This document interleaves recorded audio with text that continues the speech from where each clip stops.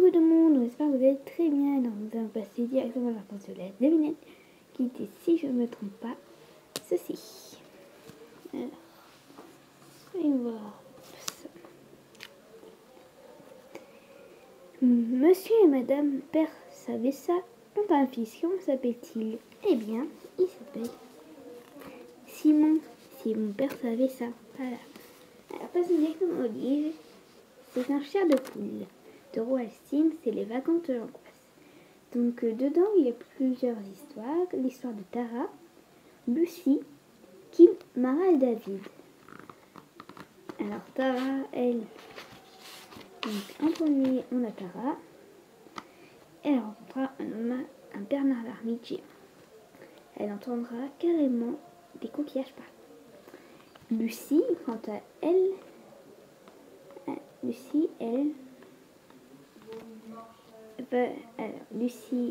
elle va se retrouver avec sa mamie qui est Nagel, Kim et ainsi de suite. Quand vous lirez, si vous lisez, vous allez voir, c'est un très bon livre avec plusieurs histoires, oiseaux de malheur, tout ça. Tara, Lucie, Kim, Mara et David ne s'imaginaient pas qu'ils passeraient des vacances aussi mouvementées. Sur la plage, les coquillages se mettent à chuchoter.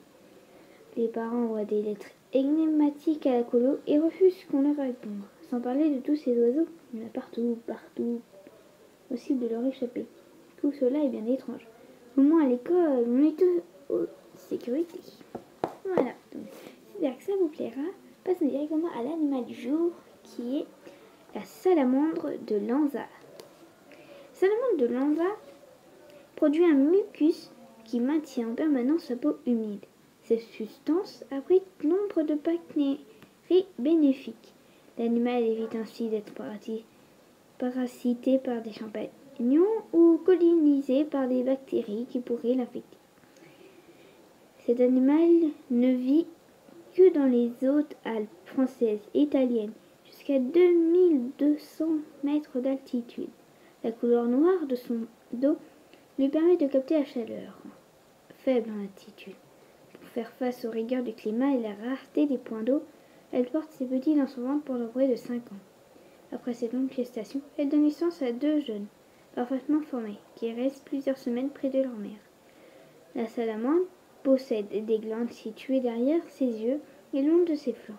Celles-ci sécrètent un lait très toxique en cas de danger. Son goût répulsif incite les prédateurs à la recracher. Toutes les salamandres produisent mucus de poison, mais le lait toxique fabriqué par la salamandre de Lanza est le plus concentré. En cas de contact avec une salamandre, lave-toi les mains au savon tout de suite après. Voilà, donc c'est une salamandre très dangereuse. Il ne faut surtout pas toucher tout le monde là, et surtout derrière les yeux.